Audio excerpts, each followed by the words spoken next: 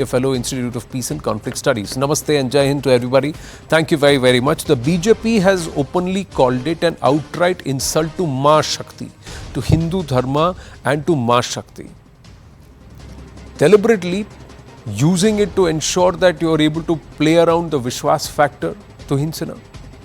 Is that really what Rahul Gandhi intended?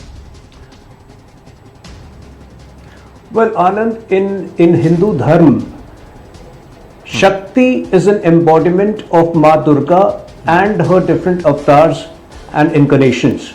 So when somebody says Hindu Dharma में एक शब्द है शक्ति और हमारी लड़ाई उसके खिलाफ है, that is very clearly an intention to attack the Hindu religion. I don't think there is any other way to interpret that. It was a very direct attack, and probably it was a coming out moment for Rahul Gandhi.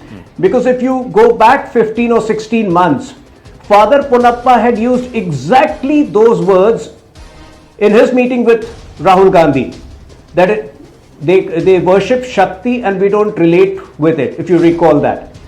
6 months ago, Rahul Gandhi had made another attack where he says मूर्तियों में जान नहीं होती और मोदी जी के जो मंत्री हैं वो मूर्तियों के समान होते हैं. So the Murtis being Nirjeev was another attack of Rahul Gandhi, and finally this is a very direct thing.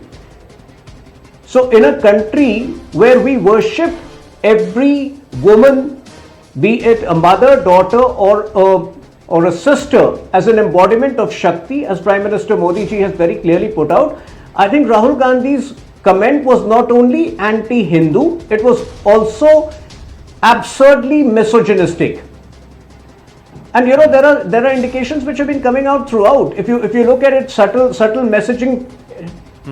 Bharat Jodo Nyay Yatra had become Bharat Jodo Nyay Manzil.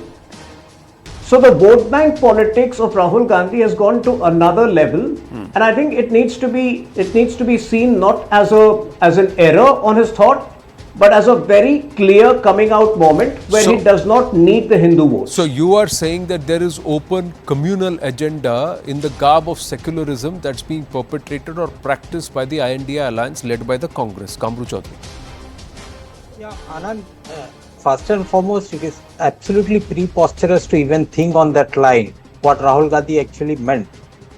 And you know, you can't expect of the Parivar Mandali to think otherwise, because the IQ level that the Rahul Gandhi speaks, the Parivar Mandali needs to stand up and rise to a notch higher on their IQ to even understand what Rahul Gandhi meant. When at a time the country has received a massive expose on the biggest corruption scandal in the history of India, the electoral bond scam.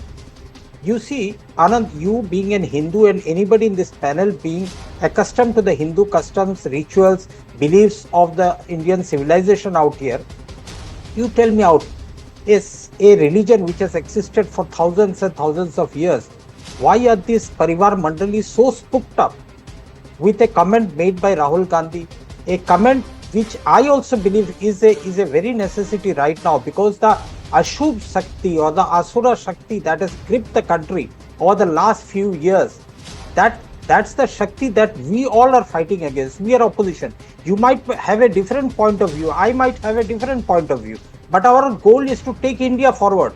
Rahul Gandhi's main intention was that.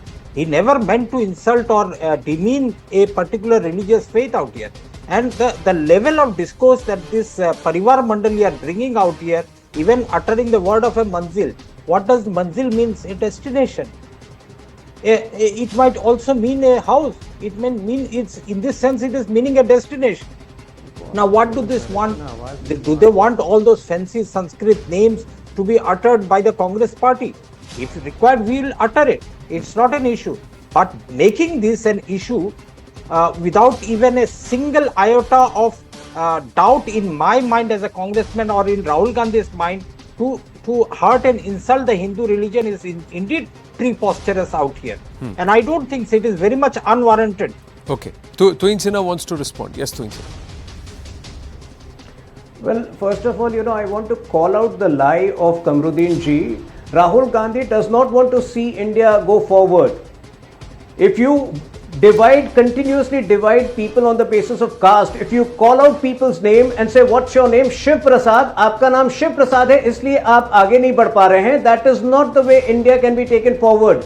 He wants to drag India 20 years back when he peddles a lie, a blatant lie that unemployment rate in India is double that of Pakistan. That is not the way India can be taken forward. So please get out of this pretense that Rahul Gandhi wants to take India forward. He wants to drag India back 20 years because of his frustration and the collective frustration and failures of the Congress party.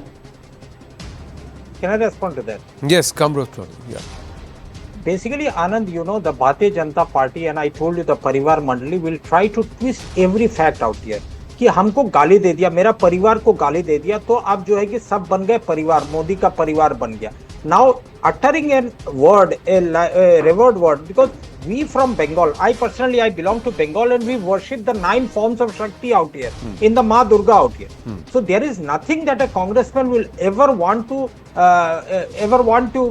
demean a particular religion out here. But these people, having failed to give out the country what development foundation that the Congress party has laid over up to 2014, they failed to go on that. You see, when you talk about any development issues, Pakistan's GDP is double that of Uttar Pradesh, even though both the Pakistan and Uttar Pradesh population is the same. Even Uttar Pradesh GDP is much lower than sub-Saharan Africa out here.